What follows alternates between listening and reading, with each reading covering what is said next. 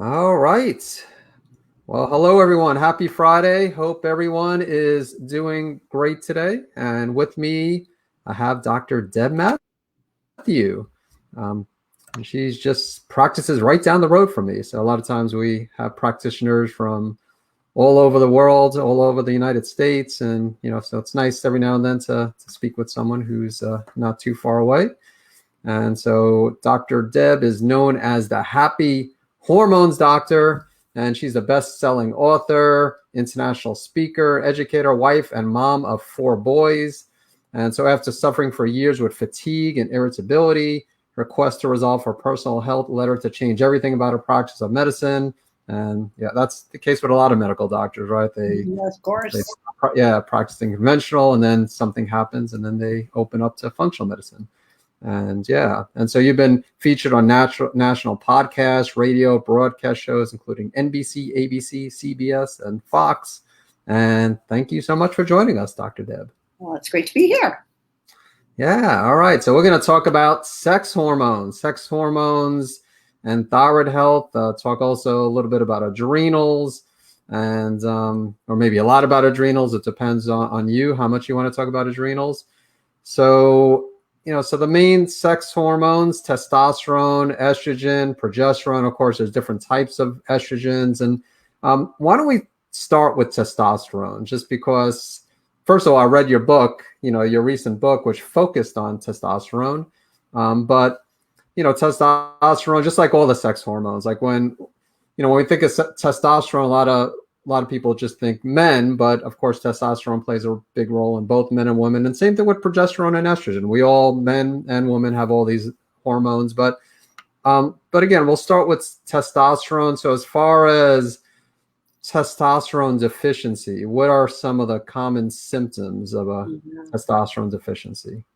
Well, testosterone is really important for muscles, right? It's important for strength, stamina, and endurance. It's important for muscle tone. It's also really important to keep our bones strong, but you wouldn't feel it if your bones are not strong.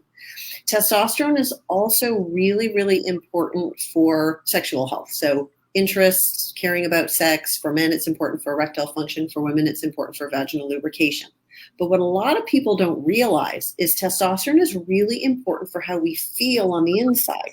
It's important for how we relate to the world around us, how we react to other people. It's kind of like our emotional shield or our inner strength. So it gives us competitive drive, motivation, confidence, assertiveness, self-esteem, decisiveness. And when testosterone levels go down, and they can go down for men and for women, we just kind of tend to feel a little flat, kind of blah. And for the most part, we put one foot in front of the other. We make our way through the day. If something has to happen today, we'll make it happen. But if it doesn't have to happen, a lot of times we kind of leave it by the wayside because we're just not really feeling it. So we're more prone to kind of procrastinating or having to kind of force things because we don't feel like it. And it's just not normal to feel that way. And because this is not something where people are thinking, gee, maybe it's my testosterone, usually what happens is if it gets bad enough, people will go to their doctor and they'll say, I have no motivation, I don't feel like myself, I don't really feel like doing the things I used to enjoy doing. And what ends up happening is the doctor whips out their prescription pad, and the next thing you know, you got some kind of an antidepressant. And the problem is, if the real underlying cause of why you're not feeling great is low testosterone, then an antidepressant is really not going to do the trick. So it's important that people know so that they can get the right diagnosis and then get the right treatment. All right. No, thank you for mentioning that. So when it comes to diagnosing, so what do you look at? I assume like total testosterone, free testosterone, maybe like sex hormone binding globulin? Yeah, exactly. So we look at free and total testosterone. The total testosterone is obviously the total amount you're making. The free testosterone is the fraction, the tiny little fraction that is available to your cells so that to actually do the job. And there's a whole bunch of things that can make it so that even if you were able to make enough testosterone, there's not enough of that free fraction to feel. And one really important thing to mention for women is the use of birth control pills. Because when women are on birth control pills or on synthetic hormone replacement pills, or really any kind of estrogen replacement pills, the body makes more of what's called SHBG, sex hormone binding globulin. And this is a protein in our bloodstream that can grab hold of testosterone and inactivate it. So there's less of that active free testosterone. And then you feel all those symptoms of low testosterone. And while we're talking about, talking to people who may have hyperthyroidism, one of the things that can happen in hyperthyroidism is your body can make too much of this sex hormone binding globulin too. And so that can kind of make your testosterone levels or the free testosterone level go down so that you feel a little bit like you're low testosterone, even if your body happens to be making enough testosterone.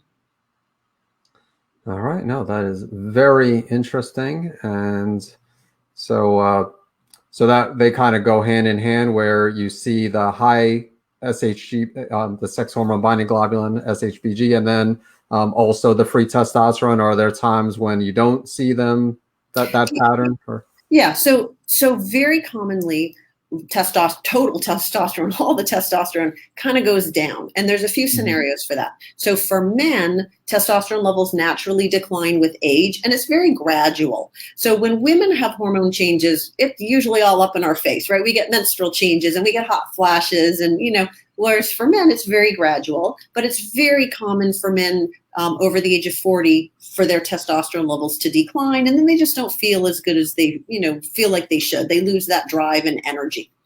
For women, testosterone levels commonly decline when we're in the decade of our 40s. And then by the time we go through menopause, it's very typical for testosterone levels to be low. And another reason besides just age for testosterone levels to become low is adrenal stress. So, we talked a little bit about maybe mentioning adrenals, but when we are under a lot of stress, that affects cortisol, which is our main stress hormone that's, of course, made in our adrenal glands. And cortisol and testosterone are kind of like opposites. So when our body is under a lot of stress, it tries to put all the resources into making enough cortisol to help you cope with that stress. But another hormone that your adrenal glands are supposed to make is called DHEA.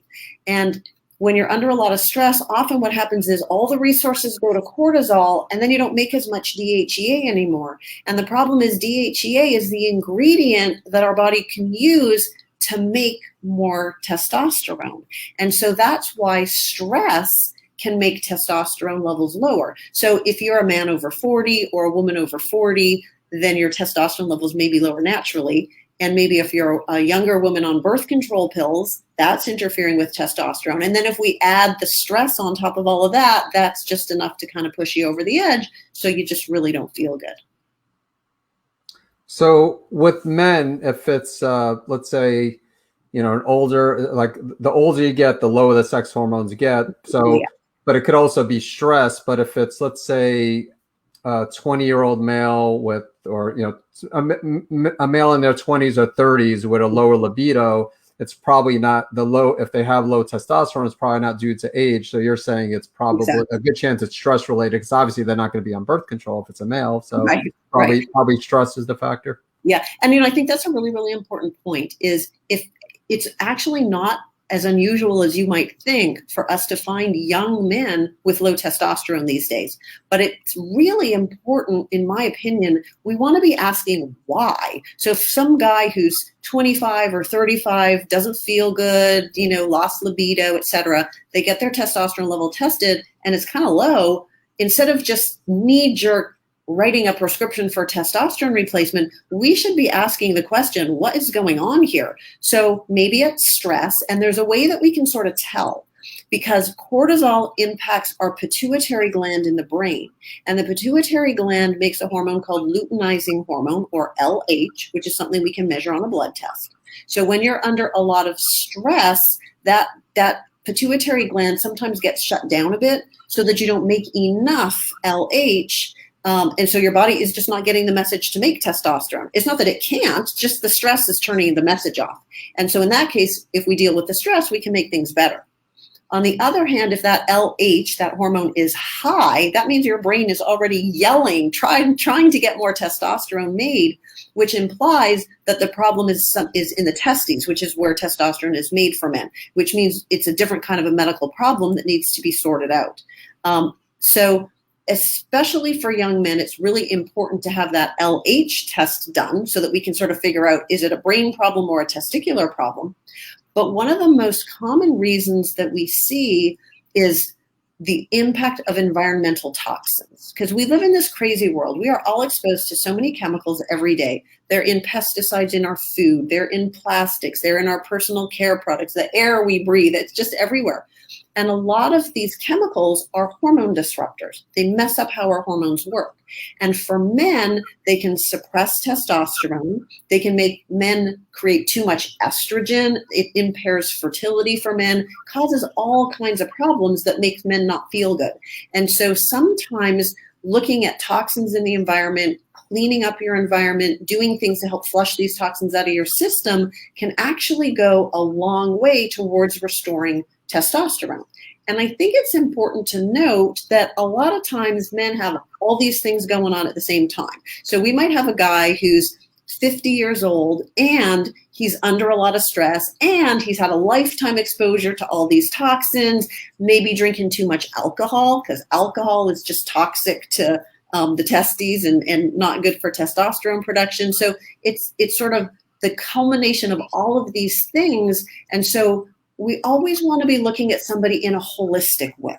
So what I see happen in modern medicine, which I think is actually a good thing, is more and more doctors are aware of the importance of testosterone in men. I'm not doing such a good job for testosterone in women, unfortunately, but they're more and more aware of how important testosterone is in men, and they're much more likely now than ever before to actually be willing to measure a testosterone level. So it's not that hard to get your doctor to measure a testosterone level. The problem is they've only got one tool in their toolbox, which is testosterone replacement. And listen, sometimes that really helps and that's really important. But if we're not at least trying to understand why the testosterone is low, we don't really get the best results.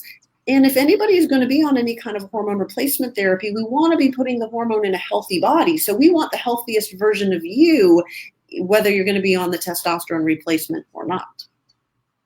Yeah, I'm glad you said that, because you are a medical doctor who does recommend at times bioidentical hormones.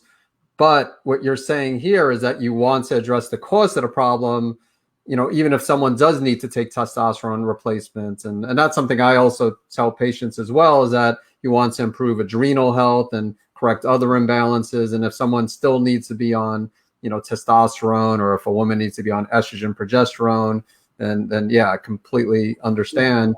But you're right. A lot of practitioners will just put people on the hormones without addressing the underlying imbalances. And I learned this the hard way, because so I was a regular doctor and I didn't know any of this stuff, but I went through my own challenge. My personal story has to do with thyroid and adrenal problems. And that's, my quest to figure out how to help myself is what, had me change, because there was nothing in my medical training that helped me understand why I was so irritable and tired all the time, and why my thyroid replacement medicine wasn't making me feel better. And once I discovered there's all these other things going on that affect our hormones and how we feel, I learned about hormone replacement therapy, about bioidentical hormone replacement. But when I first started in my practice, that's kind of all that I was doing. Was I would measure hormones and then I would prescribe bioidentical hormones. And in the first few months of my practice, I recognized right away that some people felt a lot better right away, but there were some people that we just weren't fixing the problem, and we would try to adjust their dose, but we never could really get it right. And that's when I really realized we got to address adrenals and toxins and gut health and stress and lifestyle habits and nutrition. All these things are so important in how our hormones work. And a prescription, even if it's a more natural prescription, can never really be the whole solution all the time. Yeah, I of course agree with everything you said. And also you mentioned endocrine disruptors. And of course, it's not just with men, it's with both men and women. And some examples like bisphenol A and phthalates. I mean, they're widespread. And then, of course, people will say, well, if I drink out of BPA-free bottles, but then there's other chemicals in the BPA-free bottles. But it can feel kind of overwhelming. And how I talk to people about it, because we could talk about all the chemicals. There's even tests, right, where we can measure different chemicals in people in people's bodies. But the problem is we've all got all kinds of chemicals in our body. Like those test results are just really kind of depressing. And then it's really hard to know, well, which of these chemicals is causing the problems. And it's very hard to pinpoint all of that. But there are some really simple things that we can do in order to try to minimize exposure to toxins. And so I really try to help people focus on the simple things that we can be doing, like don't microwave in plastic, and buy skincare products that specifically say parabens free. Like you said, try not to use the plastic, because even if it's BPA free, we don't really know what's in it. So there are some fairly simple things that we can all do that not really more expensive, that really could go a long way. And focusing on the simple things, I think, is really important, instead of feeling like overwhelmed and hopeless at escaping all of the toxins, because they really are pretty much everywhere these days, unfortunately. Yeah, exactly. Whatever you do, you're not going to completely avoid them, but trying to minimize your exposure, and then maybe do things to improve detoxification. I mean, we're always detoxifying, but just eating plenty of vegetables and sauna, things like sweating will help with the elimination of toxins. And all right, well, so besides testosterone, there's also, of course, estrogen and progesterone. And again, they do play a role in both men and women. But when we think about estrogen and progesterone, we do tend to think more about women. But I guess if you could talk more about that, and even maybe a little bit about estrogen dominance. I did have someone else a few months ago speak about that, but maybe talk a little bit about that. Yeah. So estrogen and progesterone are really important hormones for women. And if I could just say for 2 seconds about men and testosterone, men can sometimes end up with too much testosterone because of inflammation, because of being overweight, because of toxins in the environment. And that doesn't feel good for men. So we don't want too much estrogen, and we don't want not enough testosterone.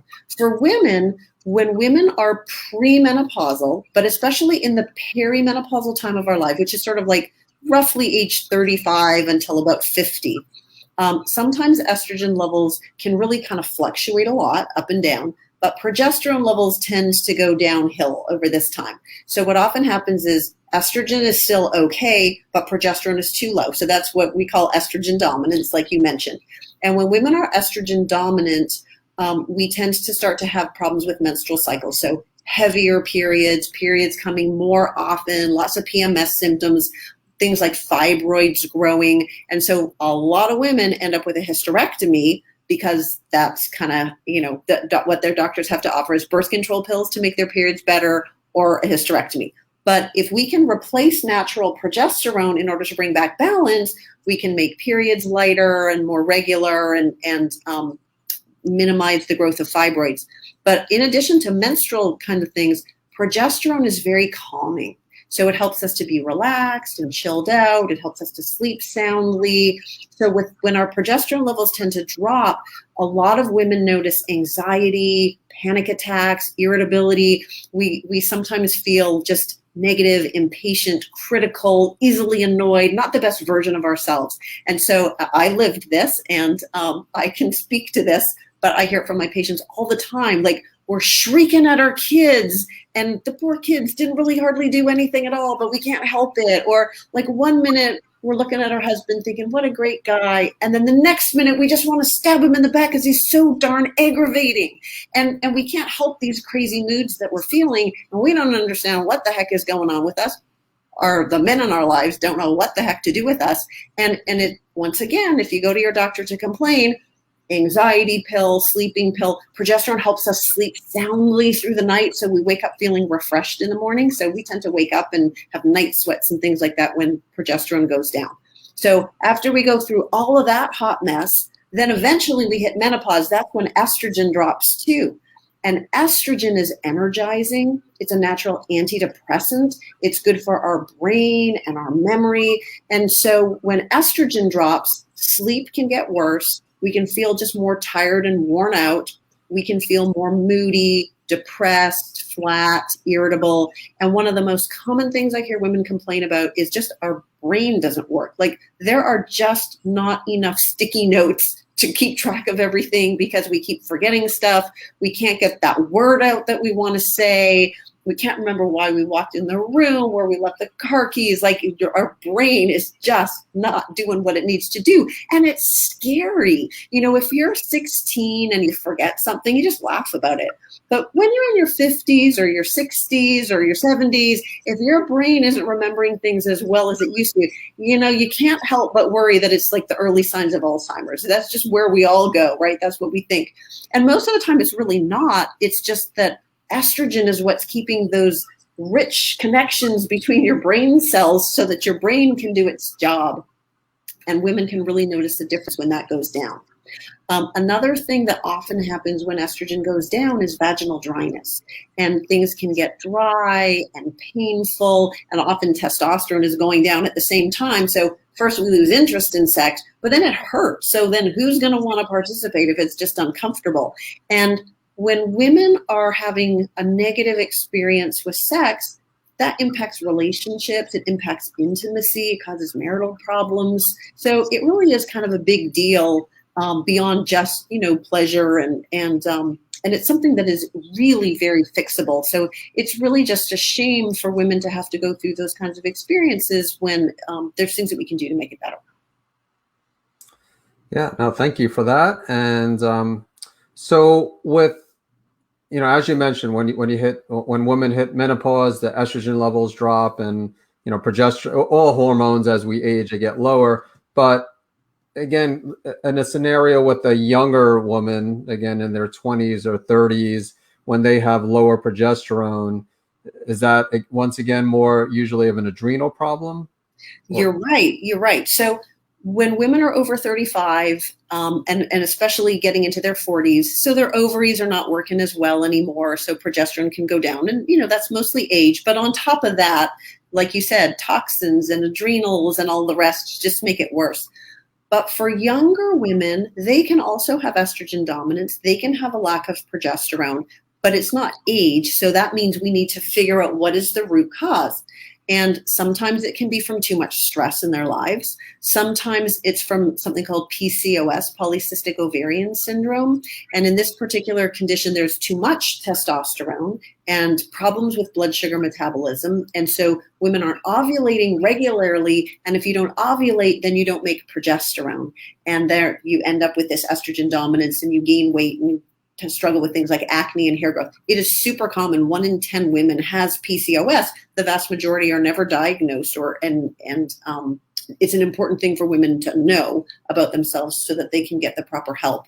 But there are other things as well that can interfere with ovulation and with progesterone. And another really common one that I see is a gluten sensitivity. So sometimes it's super common for women who have hormone issues to also have digestive issues. They have IBS or you know, just chronic digestive symptoms. And very commonly we find hidden food sensitivities, especially gluten, which is the protein in wheat. That's the most common one, but there's lots of other ones. And if we can get them to really clean up their diet, remove the foods that they're sensitive to, often menstrual cycles get better, they ovulate again, the progesterone levels just are restored naturally. And that's all that it took, was just some lifestyle changes and eliminating a couple of foods that were causing big problems. So is it fair to say it's not necessarily, not maybe just the gluten, but just anything that might cause gut inflammation in general? Yeah. Anything that causes gut inflammation in general. And gluten just happens to be a really common cause of it. All right. And you mentioned PCOS. So PCOS is more of a blood sugar problem, like more like an insulin resistant problem than a hormone problem. Is that correct? Well, it's two things. So it's the blood sugar problem and it's a testosterone problem. So when women have insulin resistance, one of the things that happens is the ovaries get triggered to make more testosterone. And the extra testosterone causes the body to make more insulin. And so you get this kind of feed forward cycle. And then the testosterone and the insulin interfere with ovulation. So it causes low progesterone, because if you don't ovulate, you don't make progesterone. So what may have started as a blood sugar issue ends up causing the hormone issues. And unfortunately, how it's generally treated, because a lot of times women won't have regular periods. They either have like bleeding, like long, heavy periods that go on, or they don't have any periods at all, or they get something in between. And so usually how it's treated is just by giving women birth control pills in order to try to regulate their period. And while often birth control pills can regulate the period, it's kind of just artificially doing it. It's not really fixing the underlying problem. It's not addressing the blood sugar problem. And then sadly, eventually women come off the birth control pills wanting to start a family, only to find out that they have fertility problems, because that's another part of PCOS. So we're going off on a whole different ballpark here, but PCOS is a really common problem, and most women who have it don't even know that they do. Okay, yeah, we are straying a little bit, but covering a wide variety of different topics here. So let's go back to testing. So with testosterone, you mentioned the free testosterone, total testosterone, sex hormone binding globulin, FSH, LH. So how about when it comes to estrogen and progesterone? Yeah, so for estrogen and progesterone, and for the testosterone too, there's different ways we can measure. So we can do a regular blood test. For testosterone, I'm perfectly fine just doing a regular blood test.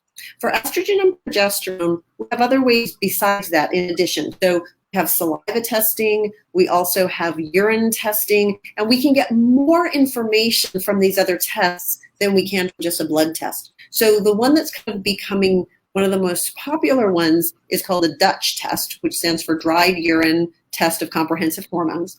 And a Dutch test can tell us how much estrogen you're making.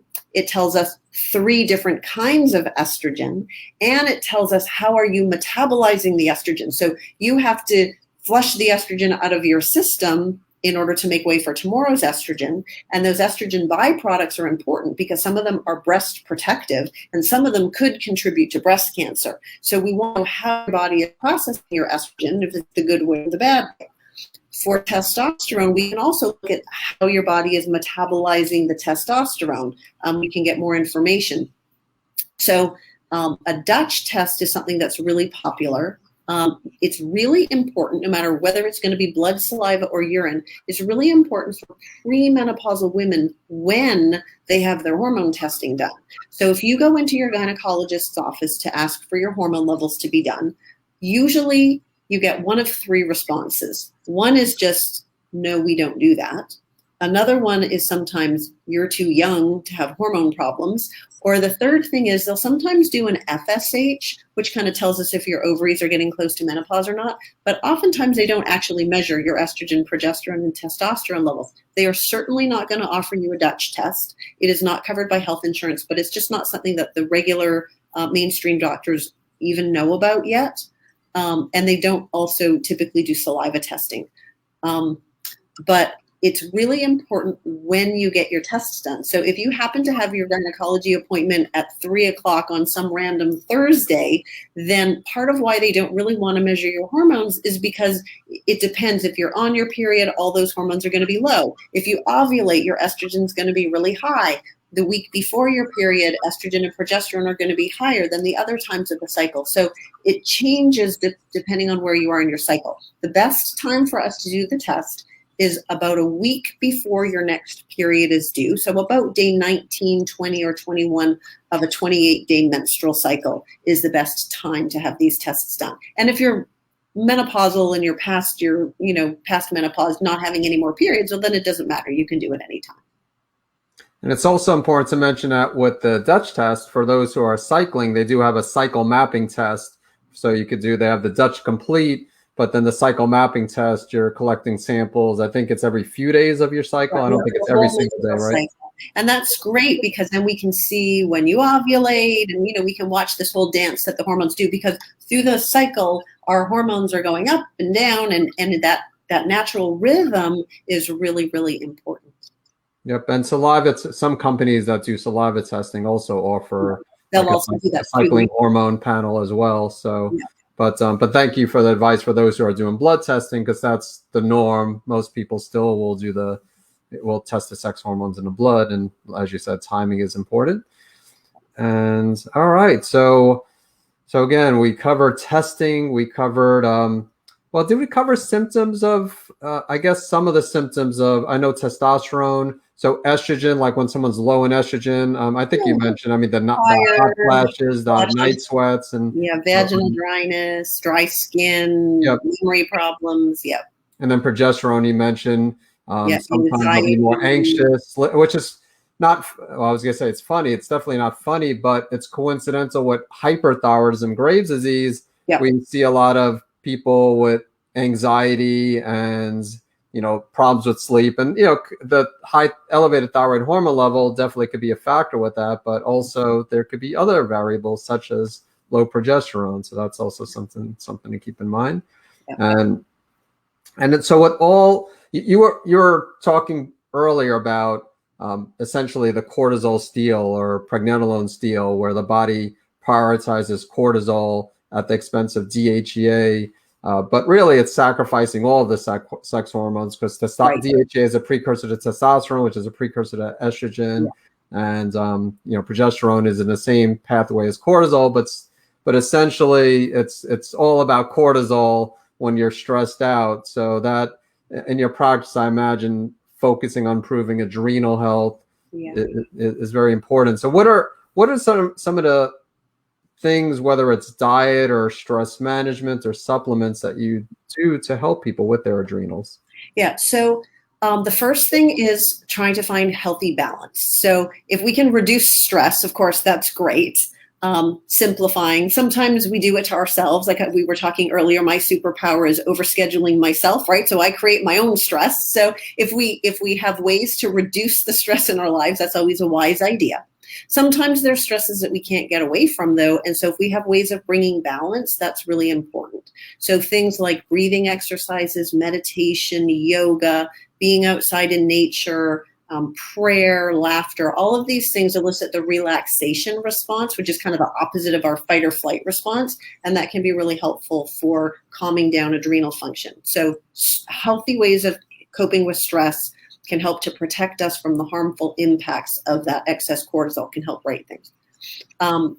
Eating is also really important. So we want all the healthy nutrients that our body needs. And sugar is a toxin, first of all, but it stresses your cortisol because one of cortisol's jobs is to help prevent your blood sugar from crashing too low. And so if you're eating a lot of sugar, your blood sugar will spike up and then it crashes. And so that's hard on your adrenals. Alcohol is hard on your adrenals too. Caffeine is hard on your adrenals, kind of kicks them when they're down. So in the moment, it makes you feel a little better, but in the long run, it's not really helping. So cleaning up nutrition and having healthy lifestyle habits, whole foods, lots of fruits and vegetables, right? All the things that we know to do for a healthy diet. Those things are really important. And then there are, and getting enough sleep is important too. So sleep is so restorative.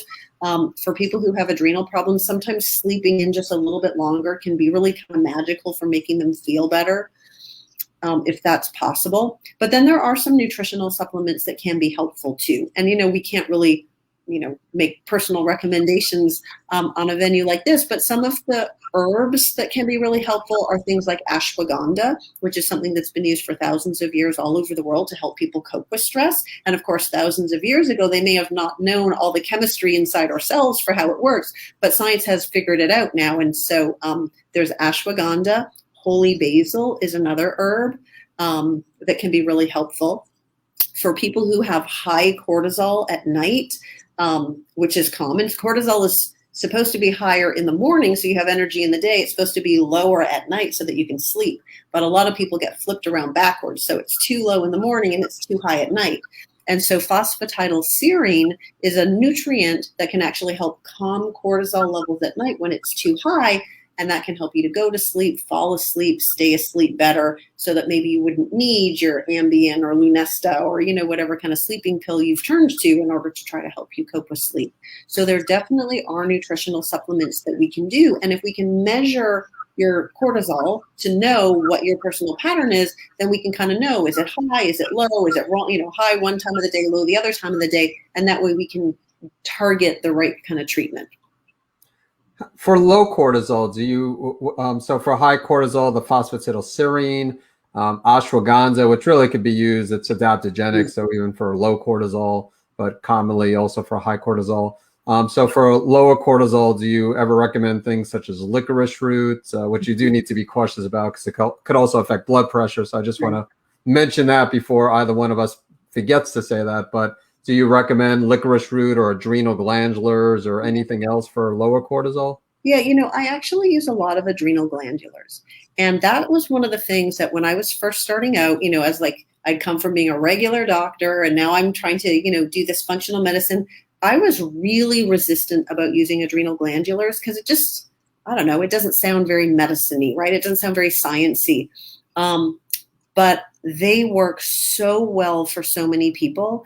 And so it is one of the things that when I get people started on these, they sometimes feel so much better. And let's say 6 months down the line, they're doing better. And I suggest, listen, maybe you don't need these anymore. Why don't we try to stop them? A lot of people will tell me, oh, no, please don't take those away from me. I can really tell the difference. I really like those. So this is one of the things that people keep coming back for more because it can really tell the difference. And it's really kind of helping give your adrenal glands what they need in order to do a good job. So I do use a lot of adrenal glandulars.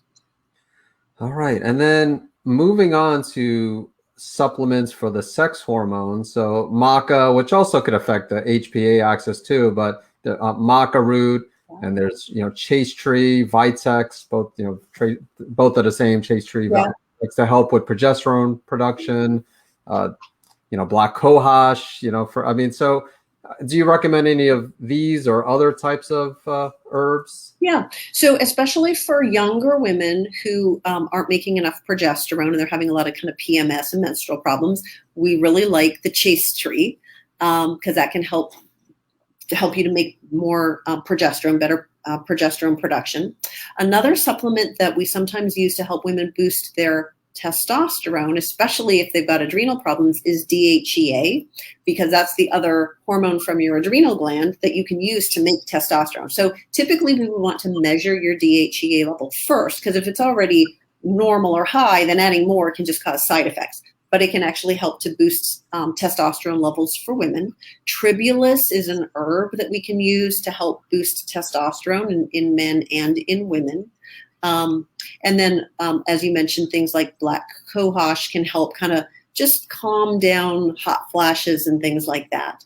So there are some women who, and I see lots of these women in my practice, they are eating a clean diet. They've minimized sugar. They're eating their vegetables.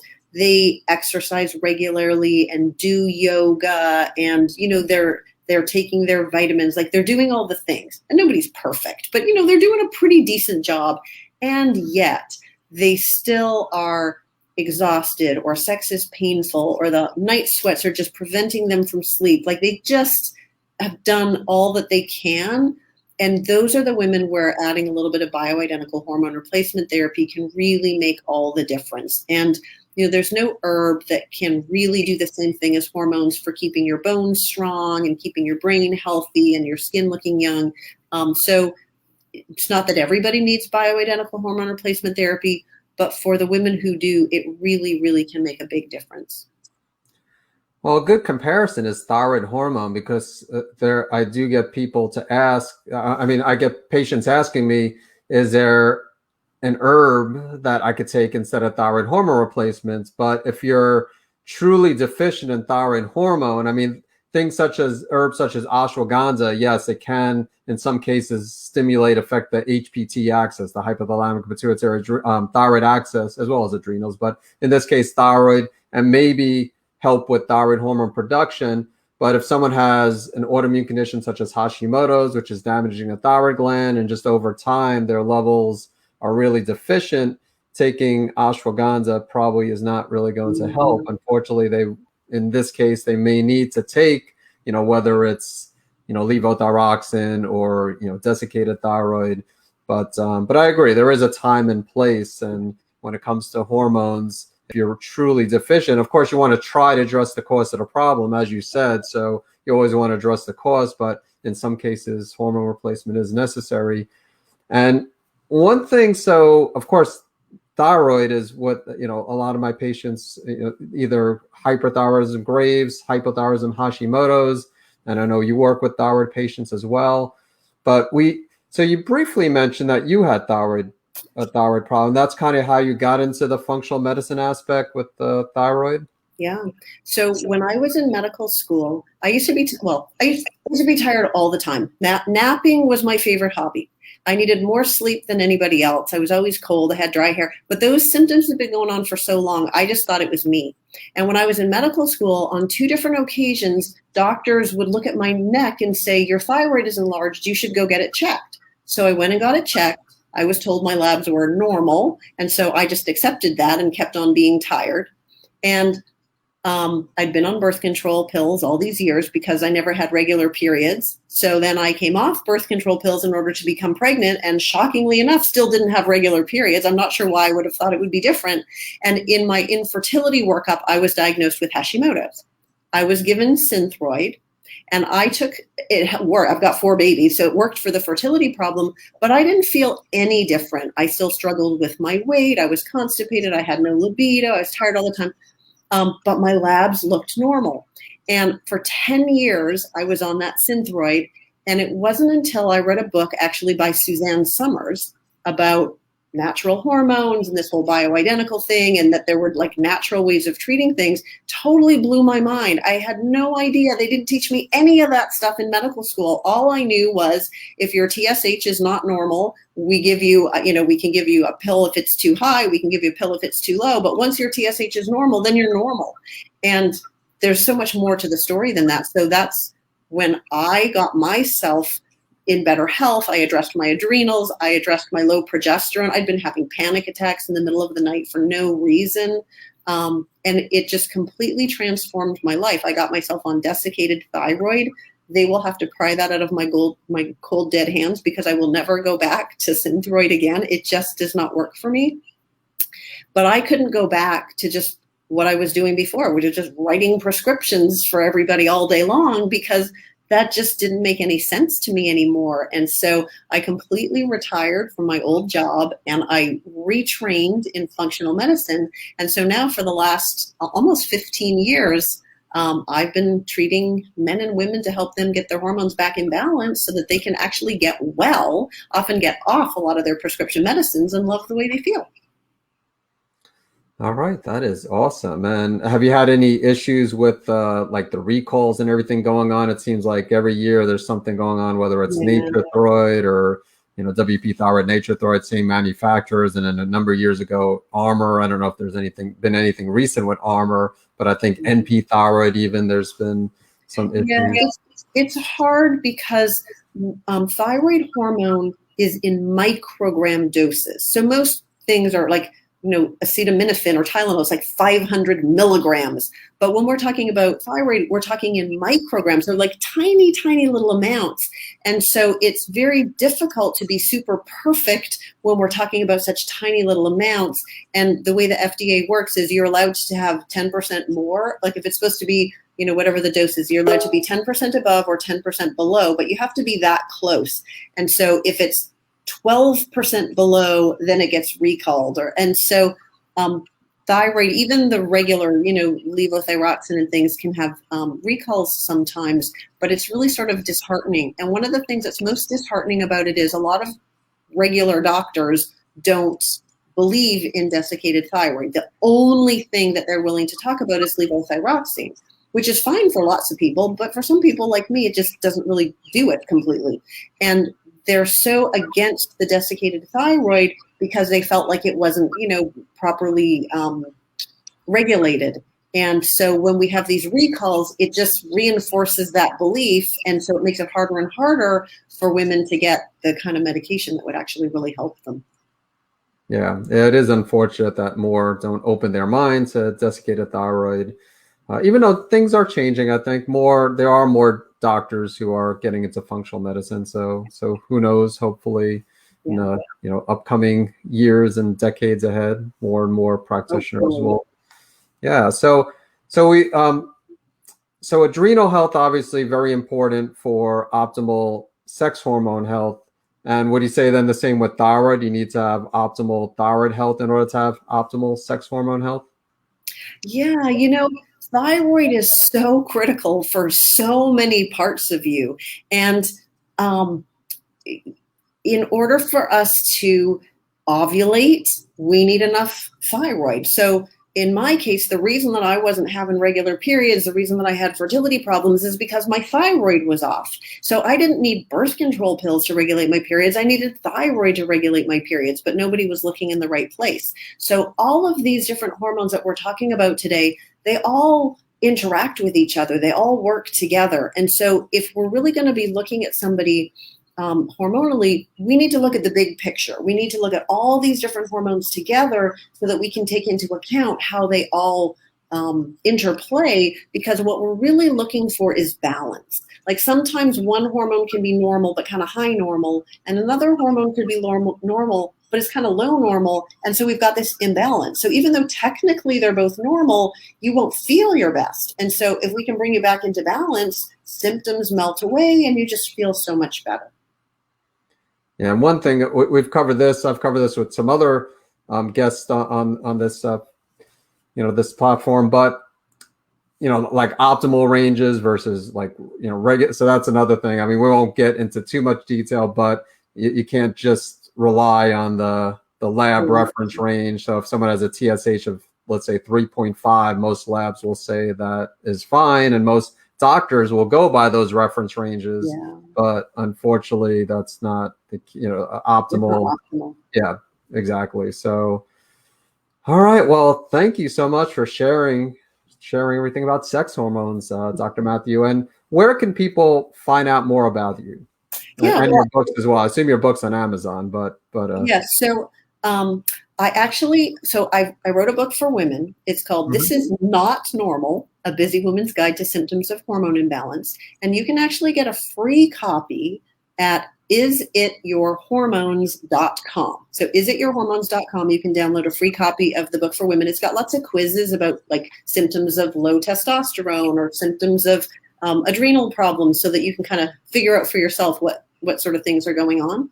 I have a book for men. It's called "Why Can't I Keep Up Anymore?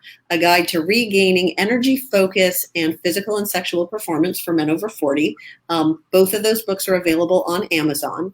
And there's more information at my website, which is signaturewellness.org. All right, wonderful. Well, thanks again for taking the time, and I'm sure everyone found this to be valuable. And let's see if there are any questions. I think there are some questions. All right, so let's see here. Okay, and then just let's see. Just a thank you. You are very welcome. All right, and another thank you here. So again, if there's any questions about sex hormones, let us know. So Victoria, I think Victoria asked us, I think I saw this pop up with the adrenal desiccated. So there's a lot of different, or I won't say a lot, but there's different companies that have adrenal desiccated. I know like Standard Process has like desiccated adrenal. And I think Seeking Health, there's a few different companies. I don't know if Dr. Deb has a favorite. Yeah, my favorite actually is Dr. Wilson's. It's called Adrenal Rebuilder. I use a lot of that. Okay, all right, yeah, which is an awesome book as well, the Adrenal Fatigue book. So, all right, and all right, if there are any other questions, let us know. If not, no. Oh, here we go. So, all right. So my daughter is newly diagnosed with hyperthyroidism and is showing really high cortisol as well as high testosterone. Is that common with hyperthyroidism, or is that a different issue maybe? Hyperthyroidism doesn't directly increase testosterone levels. But if she has high cortisol and if her adrenals are overacting, they also may be making a lot of DHEA, which is the one that can be made into testosterone. So the link that we would need to know is, what is her DHEA level? And that might help explain why the testosterone level is high. All right, and I guess it could be something else as well. She said maybe a different issue. So yeah, as Dr. Deb said, it could be adrenals, then looking at DHEA. Could even be PCOS. Yeah, that's what I was thinking with the Hormone. testosterone, even though that won't necessarily cause high cortisol, but it can. People can present with Yeah. PCOS, high cortisol, high testosterone. Mm-hmm. And that's actually really, really common, is to have multiple things going on at the same time, because it's almost like there's like, you know how you line up all those dominoes in a row and then you tip the first one and it tips the next one and it tips the next one. So once you have, let's say, hyperthyroidism, and you get all this inflammation going on in your system, and your whole sympathetic nervous system gets revved up because of all that extra thyroid, that can rev up your adrenal glands. So now they can pump out more adrenal hormones, and then the DHEA gets converted into testosterone. So then you may present to the doctor for a symptom over here, but if we really look at the big picture, we realize, okay, well, it really started from that one over there. That's the root cause of the problem, and we need to start over there. So that's why looking at all these different hormones actually really can help us, instead of if they just only looked at the thyroid, for example, without also looking at cortisol and testosterone and some of the other ones. now, when you look at DHA in the blood, do you look at both total DHEA and the sulfated version? Like, because on the Dutch test, they look at both, but I know some practitioners will just, test regular DHEA, or sometimes it'll just be DHEAS. Usually I just do DHEAS, because that's kind of the form that it circulates in the bloodstream. If we just look at DHEA, just kind of plain, that sort of comes and goes. And so it's not as stable in the bloodstream. So that's why the DHEAS is kind of the standard one that we look at. Okay. All right. And it's just someone else here saying thank you. And then a follow-up here. So pretty sure the DHA was normal, just okay, so the total testosterone that was high, along with the cortisol, with DHA being normal. Okay. So probably something a little bit different. I mean, probably not the hyperthyroidism that caused the testosterone to be high, but it still could be something like PCOS. And some people just naturally have higher levels of testosterone. There are other precursor hormones besides just the DHEA. And in a Dutch test, it looks at some of those other androgen hormones as well. But so, we sort of need to know the whole rest of the history and the whole rest of the story to really be able to properly give, input here. Yeah, and that's an advantage of the Dutch test, is that it does look at, looks at all the hormones, and then it also looks at the hormone metabolites as well. But again, you could do not the hormone metabolites in the blood, but you could look at, you could still get a good picture in the blood. One thing I want to ask you is, so with PCOS, would that, so I know that typically will increase free testosterone. That will also, you'll see the total testosterone and the free testosterone also elevated? Usually we do. And, sometimes the testosterone is normal, but the DHEA is high. So if we don't measure both of them, then one might look okay. So like in this case, the testosterone is high, the DHEA is normal. Sometimes we see the other way around, but it's not always both. So that's why more information, more labs, then, the more that we can figure things out. Yep. All right. Makes sense. Are there any other questions? We'll do last call for questions here. I think everybody's ready for their July 4th barbecues, especially after like last year, with all the craziness last year, and for a lot more people traveling. Let's see, we did have this pop. Okay, DHEA is on the, okay, so I think this is the same person. DHEA is on the higher end of normal. Okay. All right. All right. Well, if we're done with questions, we'll go ahead and call it a day and let Dr. Deb get back to whatever you need to, whether it's your practice or family, but to, either way. But thank you again for joining us. And it was a pleasure talking about sex hormones and, just again, testosterone, progesterone, estrogen. We didn't speak, of course, there's estrone and estriol. Maybe we'll do a follow-up, in the future. Right. There's so much to talk about, right? Do a part 2. And definitely check out our books. I did read the one on testosterone, which, like she said, you could get both on Amazon. But then what was the website for the other one? You said the other one they could get for free, or they could get on Amazon, but also they could get a free version. Mm-hmm. Yeah, it's called isityourhormones.com.